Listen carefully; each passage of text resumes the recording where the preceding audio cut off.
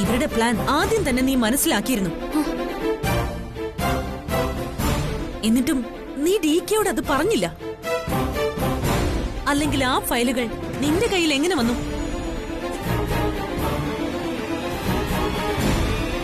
അത് കൊള്ളാം. ഇവര് ചെയ്തതിന്റെ കുറ്റം എന്റെ തലയിൽ കെട്ടിവെക്കാൻ വരുവാ. ഞാൻ ഇവരോട് പറഞ്ഞോ പോയി കടം വാങ്ങിക്കാൻ? പറഞ്ഞോ?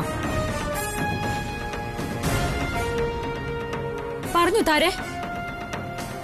ഞാൻ പറഞ്ഞിട്ടാണോ ആരും അറിയാതെ നിങ്ങൾ ഈ കടം പോയി വാങ്ങിച്ചത്?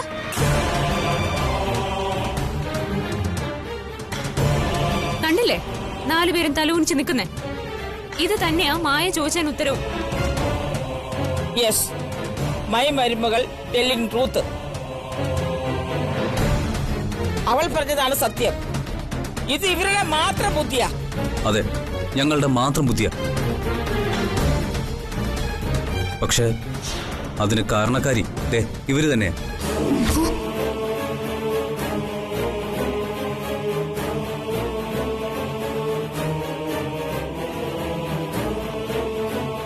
ഞങ്ങൾ DKയുടെ സമ്പാദ്യം മുഴുവൻ തിന്നു മുടിച്ച് സൂയിക്കുകയാണെന്ന് പറഞ്ഞ് ഞങ്ങളെ അപമാനിച്ചതാരാ? നിങ്ങളല്ലേ?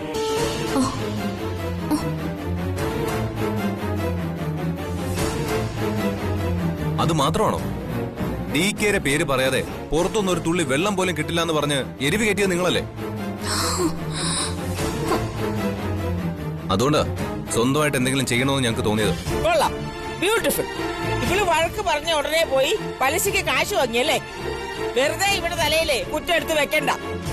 നിങ്ങൾ തന്നാൻ വേണ്ടി അവൾ എന്തെങ്കിലും പറഞ്ഞെന്ന് വെച്ചേ ഉടനെ പോയി കടം വാങ്ങി നാണക്കേടുണ്ടാക്കി വെക്കുകയാണോ ചെയ്യേണ്ടത്? അമ്മ, ഇവളാ ഞങ്ങളുടെ ഭർത്താക്കന്മാരെ അപമാനിച്ചത്. ഞാൻ നിങ്ങളെ വഴക്ക് പറഞ്ഞത് നിങ്ങൾ നന്നാവാൻ വേണ്ടിട്ടാ.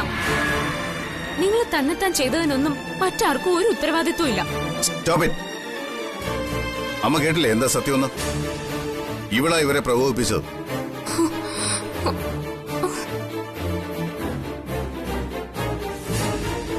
അതുകൊണ്ടാ ഇവരിതെല്ലാം ചെയ്തു കൂട്ടിയത്. എന്റെ മക്കളോടും മരുമക്കളോടും ഇങ്ങനെയൊക്കെ പറയാൻ ഇവർക്ക് എന്ത് അധികാരം? അതെ, DK വളർത്തി വലുതാക്കിയ ഇവരുടെ മനസ്സ് വേദനിപ്പിക്കാൻ ഇവർക്ക് ആരാ അധികാരം കൊടുത്തത്? DKയുടെ ഭാര്യ എന്ന അധികാരം ഉപയോഗിച്ച് ഞങ്ങളുടെ ഭർത്താക്കന്മാരെ ശാസിക്കാനും അധിക്ഷേപിക്കാനും ഇവളാരാ? അപമാനം കൊണ്ട് മനസ്സ് മുറിഞ്ഞു പോയ ഇവര് DKയ്ക്ക് മുന്നിൽ വരാൻ പോലും കഴിയാതെ സ്വന്തമായിട്ട് എന്തെങ്കിലും ചെയ്യാൻ ശ്രമിച്ചെങ്കിൽ അതിനുത്തരവാദി ഇവള് തന്നെയാ. ഇവളാ ഇതിനെല്ലാം ആണിക്കല്ല്. ഇവരെ വഴക്ക് പറയാനും ശിക്ഷിക്കാനും DKയ്ക്ക് മാത്രമേ അധികാരമുള്ളൂ.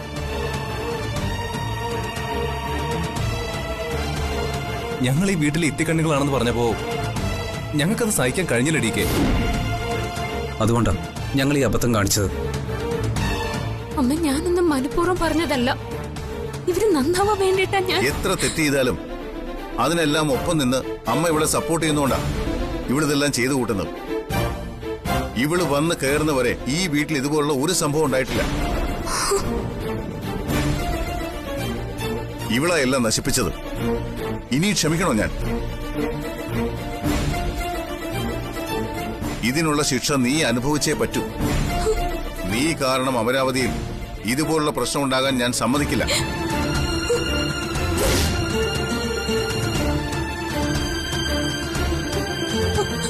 അമ്മേ, ഞാൻ ഇവര്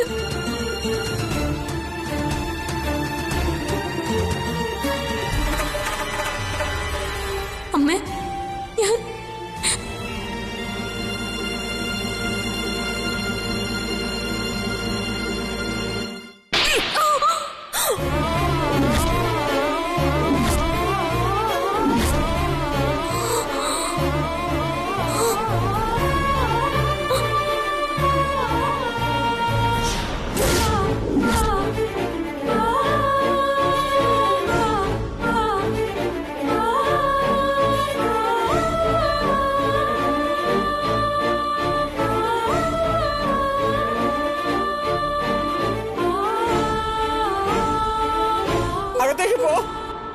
പോകാൻ.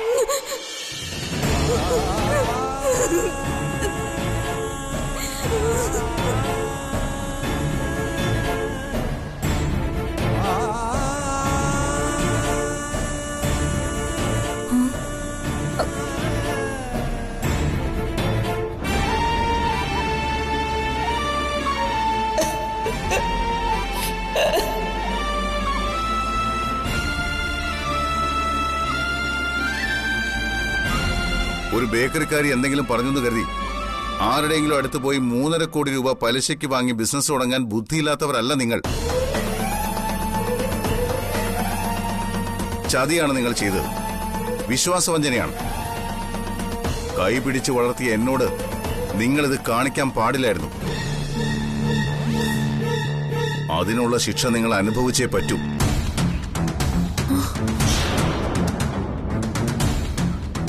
നാളെ മുതൽ നിങ്ങൾ രണ്ടുപേർക്കും ഹോട്ടലിൽ ജോലിയില്ല.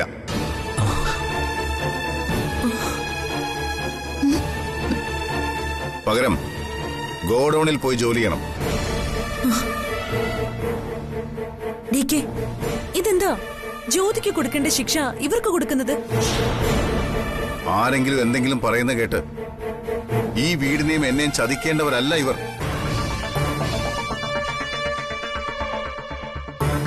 ഇവരെ ആരും ചതിക്കാനും ഞാൻ സമ്മതിക്കില്ല.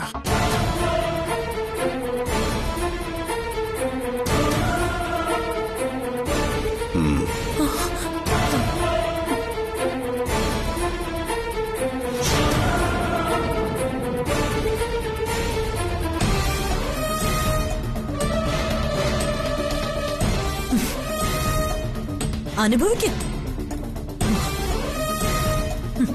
ഭർത്താക്കന്മാരുടെ കൂടെ സഹായിക്കാൻ നിങ്ങളും കൂടെ ചെല്ല് ഗോഡൌണിലേക്ക്.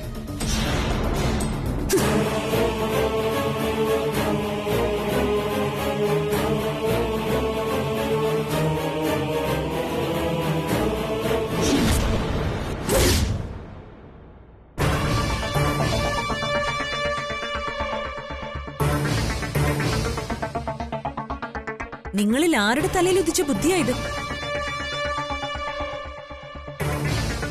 അത് പിന്നെ ഞങ്ങളെല്ലാരും കൂടെ ചേർന്ന് തന്നെയാ ഈ തീരുമാനം എടുത്തത്. എന്നിട്ടെന്തേ ഞങ്ങളെ ഒഴിവാക്കി? ശ്രീയേട്ടനോ ഞാനോ ഇത് അറിഞ്ഞോ? ഇല്ലല്ലോ. അതിനവൻ ദുബായിലല്ലേ. അവൻ അവിടെ പോകുന്ന കാര്യം ഞങ്ങളോട് പറഞ്ഞോ? ഇല്ലല്ലോ. DK ഒരു ആവശ്യത്തിന് പെട്ടെന്ന് പോകാൻ പറഞ്ഞു, പോയി, അത്രയുള്ളൂ. അതിനാണോ നിങ്ങൾ ഈ 3.5 കോടി രൂപയുടെ ബാധ്യത ഉണ്ടാക്കി വെച്ചത്?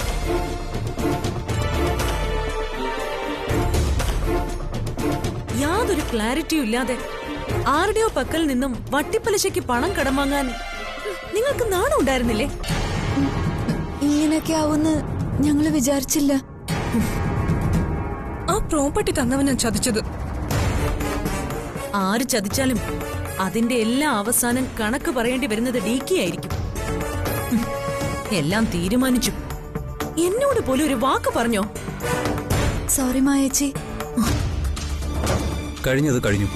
പക്ഷെ നാളെ മുതൽ സിമന്റ് ഗോഡൌണിൽ തൊഴിലാളികളുടെ കൂടെ പോയി ജോലി ചെയ്യുന്നത് ആലോചിക്കുമ്പോഴാണ് എല്ലാരും കളിയാക്കിച്ചിരിക്കും. ഇന്നലെ വരെ AC മുറിയിലിരുന്ന് ജോലി ചെയ്തിട്ട് നാളെ മുതൽ പൊരി വെയിലത്ത് കൂലിപ്പണിക്കാരോടൊപ്പം നിന്ന് എങ്ങനെ പണിയെടുക്കും? ഇതിനെല്ലാത്തിനും കാരണം ജ്യോതിയോ? എന്തായാലും സുപ്രിയാന്റിയുടെ ഓർമ്മ ദിവസത്തിന്റെ ചടങ്ങ് വരട്ടെ. ആ ജ്യോതിയെ അതിന്റെ 7 അയലത്ത് വരാൻ ഞാൻ അനുവദിക്കില്ല. അതൊക്കെ അവിടെ നിൽക്കട്ടെ. ഞങ്ങളുടെ കാര്യത്തില് ഒരു തീരുമാനം എങ്ങനെ ഉണ്ടാക്കുന്നു? അതിനി ഒരു തീരുമാനം പ്രത്യേകിച്ച് എടുക്കാനൊന്നുമില്ല.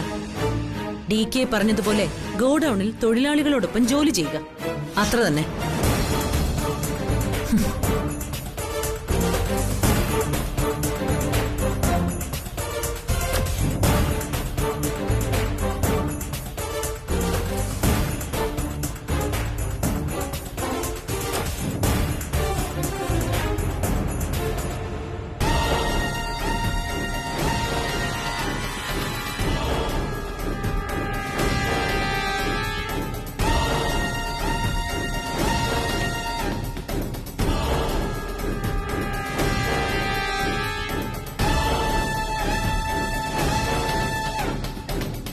നിങ്ങളുടെ കുട്ടികളാണ് എന്നെ ചതിച്ചത്.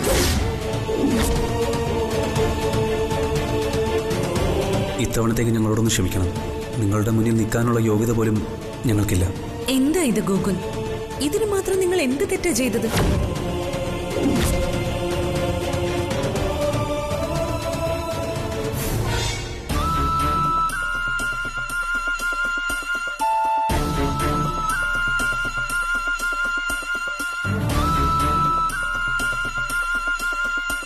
മോനെ ദേവ, നീ അവരോട് ക്ഷമിക്കും മോനെ. അവർക്കൊരു തെറ്റുപറ്റിയാൽ അവരോട് ക്ഷമിക്കാനും സഹിക്കാനും എനിക്കല്ലാതെ മറ്റാർക്കാ പറ്റുന്നത്? അവരെ വളർത്തിയത് ഞാനല്ലേ അമ്മേ. പക്ഷേ എനിക്കിത് വിശ്വസിക്കാൻ പറ്റുന്നില്ല. അതാ എന്റെ പ്രശ്നം. അവർക്കെങ്ങനെ ഇങ്ങനെയൊക്കെ ചിന്തിക്കാൻ പറ്റിയത്? ഞാൻ അവർക്ക് എന്തെങ്കിലും ഒരു കുറവ് വരുത്തിയിട്ടുണ്ടോ? ഇന്നുവരെ അവർക്ക് ആവശ്യമുള്ളതെല്ലാം ഞാൻ കൊടുത്തിട്ടില്ലേ? വളർത്തി, വലുതാക്കി, പഠിപ്പിച്ചു, ജോലി കൊടുത്തു, വിവാഹം കഴിപ്പിച്ചു, വേണ്ടതെല്ലാം ചെയ്തില്ലേ? എന്നിട്ടും അവരെന്താ എന്നെ വിശ്വസിക്കാത്തത്? അവർക്ക് ആ പലിശക്കാരനടുത്ത് നിന്ന് പണം വാങ്ങും മുമ്പ് എന്നോടൊരു വാക്ക് ചോദിക്കായിരുന്നില്ലേ? സത്യത്തെ ജ്യോതിമോള് കാരണമാ നീ ഇപ്പോഴെങ്കിലും അറിഞ്ഞത്. ഈ സമയത്ത് അറിയാൻ പറ്റിയത് കൊണ്ട് നിനക്ക് കാര്യങ്ങൾ മനസ്സിലായി. മറിച്ച് അവര് കൂടുതൽ കുഴപ്പത്തിൽ ചെന്ന് ചാടിയതിനു ശേഷമാ നീ അറിഞ്ഞിരുന്നെങ്കിലോ? അമ്മ ആ ബേക്കറിക്കാരിയെ ന്യായീകരിക്കാൻ നിൽക്കണ്ട. കാര്യമൊക്കെ അമ്മ പറഞ്ഞത് ശരിയാ. പക്ഷെ അവൾ എനിക്ക് തീരെ ഇഷ്ടമല്ല. മോനെ,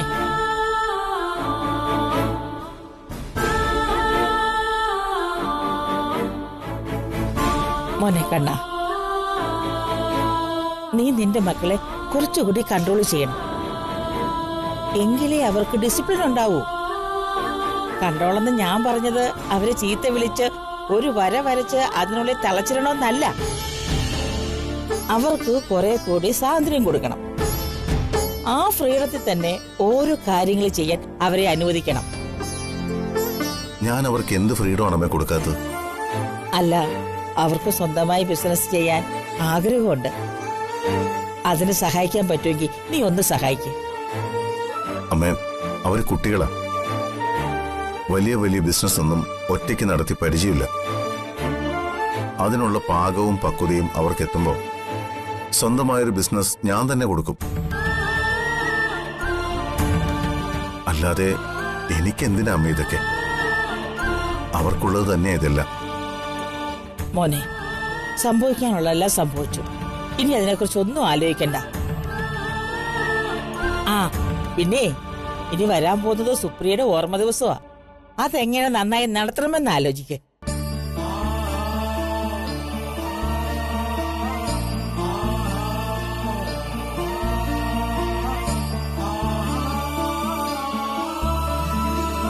അല്ല കണ്ണ, നീ എന്താ ഒന്നും പറയാത്തത്? അമ്മ വിഷമിക്കേണ്ട. സുപ്രിയ ആഗ്രഹിക്കുന്ന പോലെ തന്നെ അവളുടെ ഓർമ്മ ദിവസത്തെ ചടങ്ങുകൾ ഭംഗിയായിട്ട് നടക്കും. പക്ഷെ ഒരു കാര്യം, സുപ്രിയയുടെ ചടങ്ങിന്റെ ഒരു കാര്യത്തിലും ആ ബേക്കറിക്കാരി ഇടപെടുത്തരുത്. അതെനിക്കിഷ്ടമല്ല.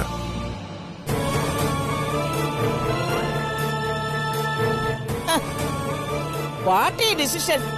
ഫസ്റ്റ് വൈഫിന്റെ ചടങ്ങിൽ നിന്നും സെക്കൻഡ് വൈഫിനെ ഒഴിവാക്കി നിർത്തണമെന്ന്. ഇറ്റ് ഈസ് നോട്ട് നടക്കബിൾ. അവളെ ഞാൻ എല്ലായിടത്തും പങ്കെടുപ്പിക്കും. നീ നോക്കിക്കോ. ആഹാ, അമ്മയുടെ കളി നമുക്ക് കാണാം.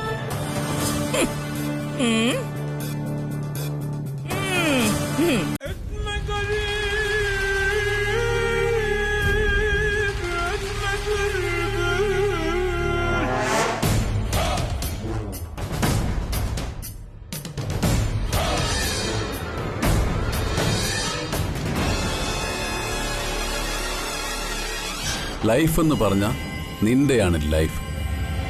ഫ്രസ്ട്രേഷൻ ഇല്ല, ഇറിറ്റേഷൻ ഇല്ല. സത്യം പറഞ്ഞ നിന്റെ മുഖത്തൊരു എക്സ്പ്രഷൻ പോലുമില്ല. നിനക്ക് എങ്ങനെ ഇങ്ങനെ കടക്കാൻ സാധിക്കുന്നു സൂര്യ? ഞാൻ ഇറിറ്റേറ്റഡാ, വളരെ വളരെ ഇറിറ്റേറ്റഡാ. ചോദിക്കേ, എന്തുകൊണ്ടാണെന്ന് ചോദിക്കേ. പൊളിഞ്ഞു. എല്ലാം പൊളിഞ്ഞു. എന്റെ സകല പ്ലാനും പദ്ധതികളും ആ DK ഒറ്റയടിക്ക് പൊളിച്ചു കളഞ്ഞു. നിനക്കറിയോ, അയാളുടെ മക്കളെയും അയാളെയും തമ്മിൽ തെറ്റിക്കാൻ എല്ലാ പ്ലാനും ഞാൻ റെഡിയാക്കിയതാ.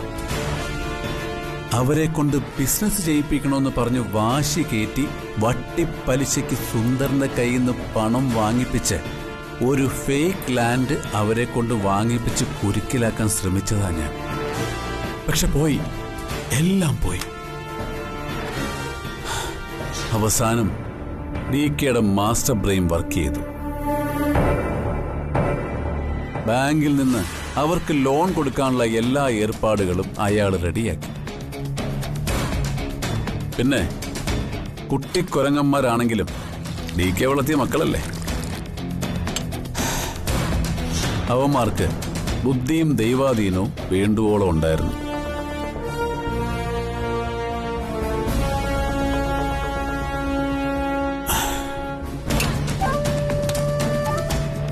ഞങ്ങൾ വിചാരിച്ച സമയത്തിന് മുൻപേ അവന്മാര് ആ ഡോക്യുമെന്റ്സ് ബാങ്കിൽ കൊണ്ടുപോയി കാണിച്ച് ലോണിനുള്ള ആപ്ലിക്കേഷൻ കൊടുത്തു.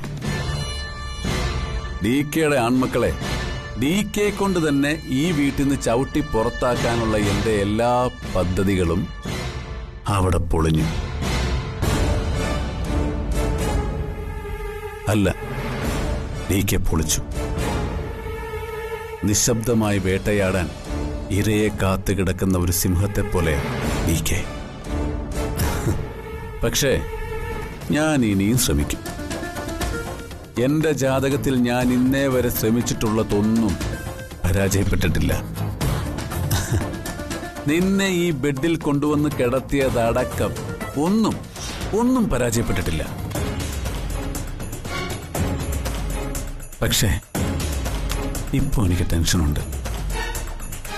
DK അയാളുടെ ആൺമക്കളിലൂടെ ചന്ദ്രഭാനുവിലേക്കും അവിടുന്ന് സുന്ദറിലേക്കും എത്തിയാൽ അവർക്ക് പിന്നിൽ നിന്ന് കളിക്കുന്നത് ഞാനാണെന്നറിഞ്ഞ DK പിന്നെ ജീവിക്കാൻ സമ്മതിക്കില്ല. അതെനിക്കുറപ്പാ. DKയുടെ തകർച്ച അത് മാത്രമാണ് എന്റെ ലക്ഷ്യം. അതിനുവേണ്ടി ഞാൻ എന്തും ചെയ്യും. ഇഷ്ടിക അടുക്കും പോലെ DKയ്ക്ക് മുകളിൽ പ്രശ്നങ്ങൾ ഓരോന്നോരോന്നായി ഞാൻ അടുക്കി വയ്ക്കും. അതിൽ നിന്ന് തല മാറ്റാൻ DKയ്ക്ക് സമയം കിട്ടില്ല. DK എന്ന പേരും പെരുമയും ഇല്ലാതെ ഒരു സാധാരണക്കാരനെ പോലെ അയാൾ നിൽക്കുന്ന ദിവസം, അതാ എന്റെ സ്വപ്നം. ആ പിന്നെ നിന്നോട് എനിക്കൊരു സന്തോഷ വാർത്ത പറയാനുണ്ട്. നിനക്ക് വളരെ വളരെ സന്തോഷം തരുന്ന ഒരു വാർത്ത. നിനക്ക് ഇനി അധികം ആയുസില്ല. ഇപ്പോ നിന്റെ ഉള്ളിൽ ദുർബലമായി ചിമ്മുന്ന പ്രാണൻ, നിന്റെ കുഞ്ഞു ശ്വാസം, അത് തിരിച്ചെടുക്കാൻ സമയമായി സൂര്യ. You just wait. പറ്റിയ ഒരു അവസരത്തിന് വേണ്ടി കാത്തിരിക്കുക ഞാൻ. അതൊത്തു വന്ന അടുത്ത നിമിഷം നിന്നെ ഞാൻ കൊല്ലും.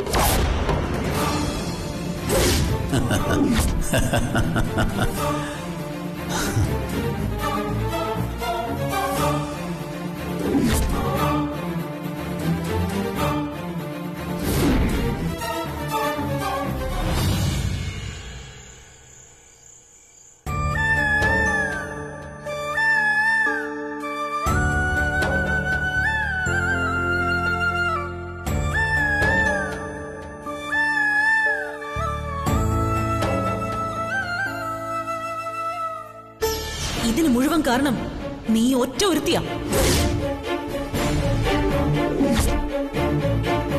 നീ കാരണം അമരാവതിയിൽ ഇതുപോലുള്ള പ്രശ്നം ഉണ്ടാകാൻ ഞാൻ സമ്മതിക്കില്ല.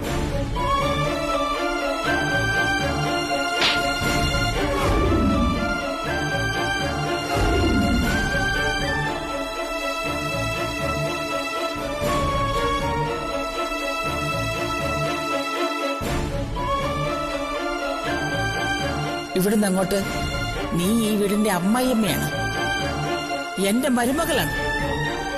അതിന്റെ എല്ലാ അവകാശങ്ങളും അധികാരങ്ങളും നിനക്കുണ്ടായിരിക്കും.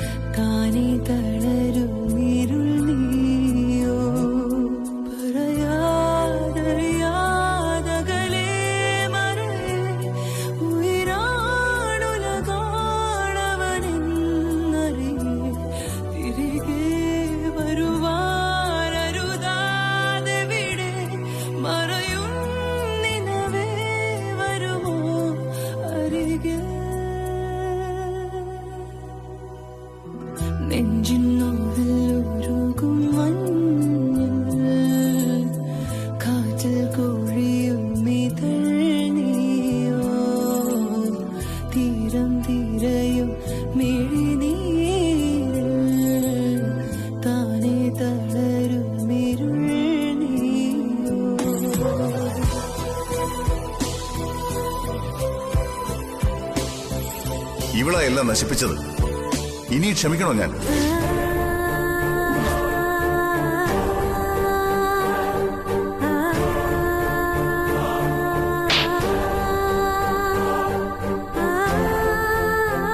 അകത്തേക്ക് പോ. പോകാൻ.